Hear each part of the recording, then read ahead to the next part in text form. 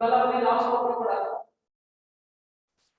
solubility of gases in liquid, solids in liquid. आज पढ़ रहे हैं solubility of gases in liquid. क्या पढ़ेंगे?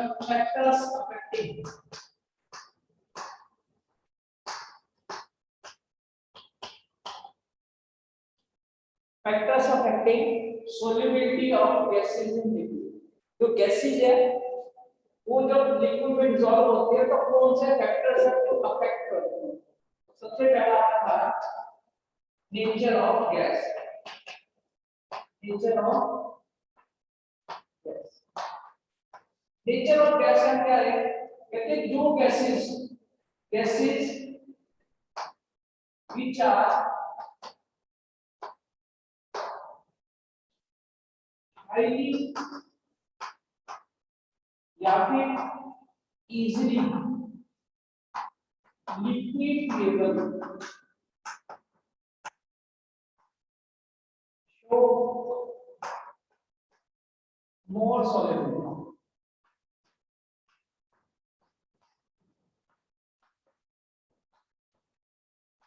ऐसी गैसेस जो क्या होती हैं वो इजीली लिक्विफाई हो सकती हैं, इजीली लिक्विफाई हो जाएगी जो गैसेस, उसकी सॉल्युबिलिटी क्या होती है? ज्यादा होती है। और जिन गैसेस की लिक्विफाई करना, जिन गैसेस को लिक्विफाई करना क्या होगा? मुश्किल होगा या देर से लिक्विफाई होगी, उनकी सॉल्युबिलिटी क्या होगी? कम। और ये किस पे डिपेंड करता है? लिक्विफिकेशन ऑफ गैस डिपेंड करता है इसके पीसी। पीसी मतलब क्रिटिकल टेम्परेचर। अगर किसी भी लिक्विड का, गैस का क्रिटिकल टेम्परेचर क्या होगा? हाई होगा, तो मोर सॉल्युबिलिटी शो करेगी, मोर सॉल्युबिलिटी shows मोर सॉल्युबिलिटी। और जिन गैसेस का क्रिटिकल टेम्परेचर क्या होगा? लो होगा, वो शो लेस सॉल्युबिलिटी, या कम सॉल्युबिलिटी होगा। अब क्रिटिकल टेम्परेचर से क्या लेते हैं? जिन गैसेस के मॉलिक्यूल्स में इंटरेक्शन ज्यादा होगी, जिन गैसेस के मॉलिक्यूल्स में इंटरेक्शन ज्यादा होगी, और इंटरेक्शन ज्यादा होने से उनके बीच में क्या होगी? बॉन्ड बनेंगे। अगर बॉन्ड बनेंगे तो वो गैस किस फॉर्म में आ सकती है? लिक्विड फॉर्म में। तब ऑन अप्लाइंग प्रेशर एंड क्या अप्लाई करेंगे? प्रेशर और टेम्परेचर क्या कर देंगे? लो कर देंगे।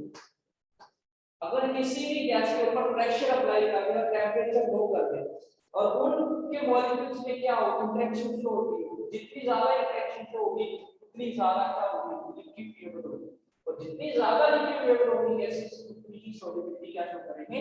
ज्यादा शो करेंगे। तो पहला मान क्या है? Nature of gas. Nature of gas मतलब जो गैसेस इजीली लिक्विफाइड होंगी तो सॉल्युबिलिटी ज्यादा शो करेंगी, उन गैसेस को हम मतलब ज्यादा डिसॉल्व कर सकते हैं किसी भी लिक्विड। सेकंड पॉइंट,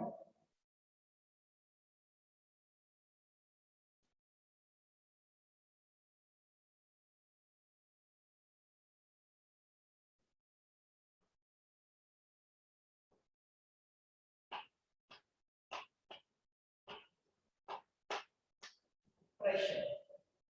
हमने जब सॉलिड का पढ़ा था कि सॉलिड की लिक्विड में डिसॉल्व होती है, तब पढ़ते थे कि प्रेशर का कोई सिग्निफिकेंट रोल नहीं है।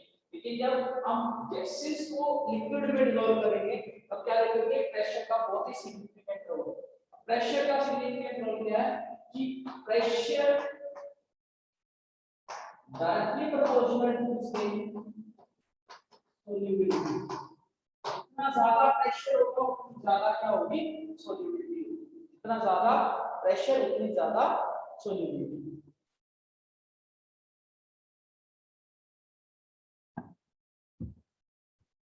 हाँ जी, क्या हुआ?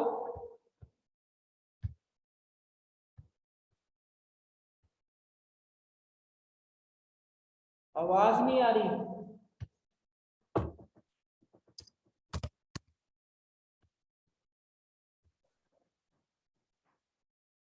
दूसरा पॉइंट क्या था, प्रेशर और सॉल्युबिलिटी का। प्रेशर जैसे जैसे बढ़ाते जाएंगे वैसे वैसे क्या बढ़ती जाएगी, सॉल्युबिलिटी बढ़ती जाएगी। जैसे एग्जांपल के साथ देखो, हमारे पास एक कंटेनर है और एक कंटेनर ऊपर से फ्लोरो है, दोनों भी लिक्विड बना हुआ है, लिक्विड यहाँ भी, यहाँ गैस प्रेजेंट है, यहाँ गैस प्रेजेंट है।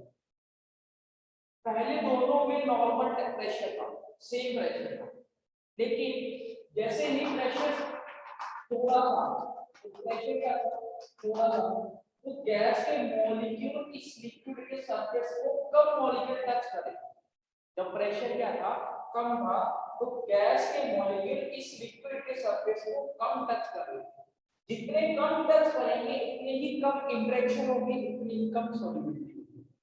समझ आई कि अगर प्रेशर कम है तो गैस के मॉलिक्यूल इस लिक्विड के सरफेस को कम टच करेंगे, और जितना कम टच करेंगे उतनी सॉल्युबिलिटी क्या होगी, कम होगी। लेकिन मैं क्या करता हूं, इसमें यहां से बता के मैं प्रेशर इंक्रीज करता हूं। सेम गैस को मैंने इतना स्पेस दिया था, उसी गैस को मैं इतने से स्पेस में दिया है, प्रेशर इंक्रीज कर दिया।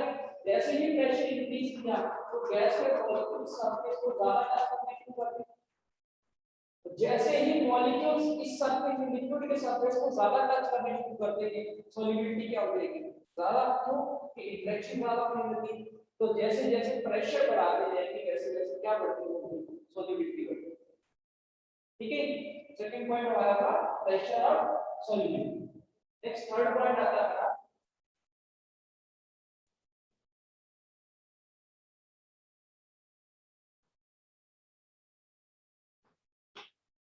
टेम्परेचर।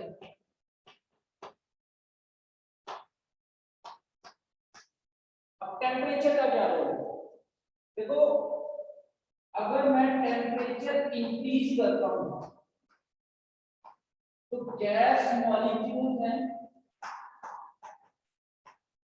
उनकी काइनेटिक एनर्जी इंक्रीज हो जाएगी। अगर टेम्परेचर क्या कर दूं, इंक्रीज कर दूं, तो गैसेस के मॉलिक्यूल्स की काइनेटिक एनर्जी इंक्रीज हो जाएगी। तो जैसे ही गैसेस के मॉलिक्यूल्स की काइनेटिक एनर्जी इंक्रीज होगी, उनका रैंडमनेस मोशन बढ़ जाएगा। इससे क्या बढ़ेगा, मोशन बढ़ेगा। अगर मोशन बढ़ेगा तो क्या मोशन हो जाएगी, वो एक्सपेल आउट हो जाएगी। क्या हो जाएगी, एक्सपेल आउट। एक्सपेल आउट मतलब लिक्विड से बाहर निकल गई गैस। तो जैसे ही लिक्विड से बाहर निकलेगी सॉल्युबिलिटी क्या हो जाएगी, कम हो जाएगी। Temperature is also proportional to इसके सॉल्युबिलिटी। अगर टेम्परेचर बढ़ा देता हूं तो सॉल्युबिलिटी कम हो जाएगी, अगर टेम्परेचर घटा देता हूं तो सॉल्युबिलिटी क्या हो जाएगी, ज्यादा हो जाएगी। ठीक है, अब इसी के बेस एक हमारी एप्लीकेशन है, क्या वो इक्वेटिक लाइफ होती है, इक्वेटिक लाइफ होती है जो पानी में रहते हैं जीव जंतु प्लांट्स, वो कोल्ड वाटर में सरवाइव करते हैं। कोल्ड वाटर में क्या करते हैं, कंफर्टेबल होते हैं as compare to cold water. Cold water में क्या होते हैं, कंफर्टेबल होते हैं as compare to hot water, क्योंकि कोल्ड वाटर के अंदर solubility of gases क्या होगी,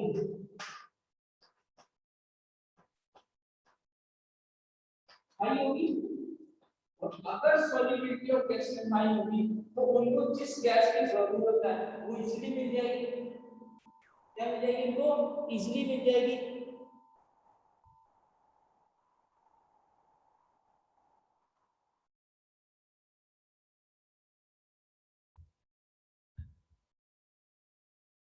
अगर solubility of gas इंक्रीज होती है तो उनको गैसेस इजीली अवेलेबल है। अगर इजीली अवेलेबल होगी तो उनका एक्वेटिक लाइफ का पानी के अंदर रहना क्या होगा, कंफर्टेबल।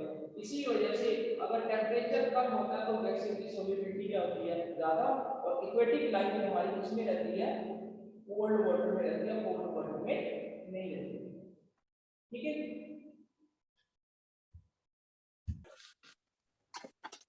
हमने पढ़ा था कि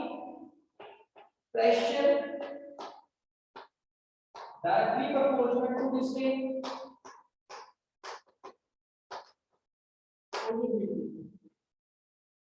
एक हेनरीज लॉ है,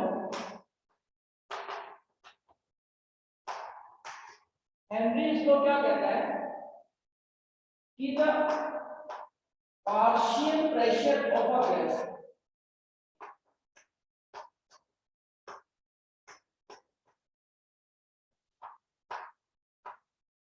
is directly proportional to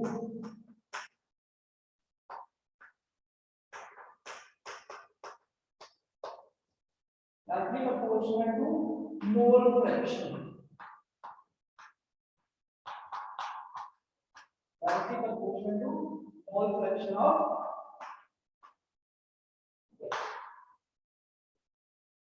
कि किसी भी गैस का पार्शियल प्रेशर वो किस पे डिपेंड करेगा, उसके मोल फ्रैक्शन पे डिपेंड करेगा, और प्रेशर इससे डिपेंड करती है हमारी सॉल्युबिलिटी। मतलब किसी भी सब्सटेंस का P डायरेक्टली प्रोपोर्शनल टू इसके x, x हमारा क्या मोल फ्रैक्शन, तो अगर मैं प्रोपोर्शनलिटी हटा देता हूं तो यहां क्या लगा दूंगा KHS, ठीक है। अब पार्शियल प्रेशर पता है क्या होता है, मान लो हमारे पास एक कंटेनर है, कंटेनर में A गैस है प्लस B गैस है प्लस C गैस है, तीनों का क्या होगा, एक टोटल प्रेशर। अब जब टोटल प्रेशर में से टोटल प्रेशर किसका प्रेशर होगा, pressure of A, pressure of B plus pressure of C, तीनों के प्रेशर को ऐड करना तो क्या निकल जाएगा, टोटल प्रेशर। लेकिन जब मैं सिर्फ A के प्रेशर को देखूं, टोटल प्रेशर में से A का कितना प्रेशर है, प्रेशर ऑफ A या pressure of B, pressure of A या B या C, तीनों में से भी किसी एक का प्रेशर चेक करता हूं तो उसे क्या बोलते हैं, पार्शियल प्रेशर। टोटल का कुछ पार्ट, क्योंकि टोटल का कुछ पार्ट ही होगा A का, तो जो A का प्रेशर आएगा या B का प्रेशर आएगा या C का आएगा उसे हम क्या करेंगे, पार्शियल प्रेशर। और पार्शियल प्रेशर किस पे डिपेंड करेगा कि उसके मॉलिक्यूल्स कितने हैं, इस पे डिपेंड करेगा कि उसके मॉलिक्यूल्स कितने हैं, और मॉलिक्यूल्स किस पे डिपेंड करते होते हैं, मोल फ्रैक्शन के ऊपर, इसके ऊपर मोल फ्रैक्शन। कि किसी भी गैस के अगर मोल फ्रैक्शन ज्यादा है तो उसके पार्शियल प्रेशर ज्यादा होगा, जितने मोल फ्रैक्शन कम होंगे उसके पार्शियल प्रेशर भी क्या होगा, कम होगा। और मोल फ्रैक्शन किसके बराबर होते हैं, moles of A divide by moles of A plus या फिर टोटल मोल्स। अगर मैं किसी भी कंपोनेंट A के मोल फ्रैक्शन निकालने हैं तो किसके बराबर होंगे, कि मोल्स ऑफ A कितने हैं डिवाइड बाय उस मिक्सचर में टोटल कितने मोल्स हैं। जैसे A B C तीनों के हैं तो मान लो हमारे पास 2 मोल इसके हैं, 2 मोल इसके हैं और 2 मोल इसके हैं, तो मोल फ्रैक्शन किसके बराबर आएगा, मोल्स ऑफ 2 के A कितने हैं 2 डिवाइड बाय टोटल मोल्स कितने हैं 2 4 और 6, ये क्या आ जाएगा 1/3 मोल फ्रैक्शन ऑफ A। तो मोल फ्रैक्शन पे डिपेंड करता है पार्शियल प्रेशर, और पार्शियल प्रेशर डिपेंड करता है किसपे, सॉल्युबिलिटी पे। तो जैसे हम प्रेशर बढ़ाते हैं, अभी कंटेनर में समझाया था कि कंटेनर है, कंटेनर में अगर प्रेशर बढ़ा दूंगा उसके मोल फ्रैक्शन बढ़ने, और मोल फ्रैक्शन बढ़ने से क्या हो जाएगी, इसकी सॉल्युबिलिटी इंक्रीज होगी। ठीक है, समझ आया।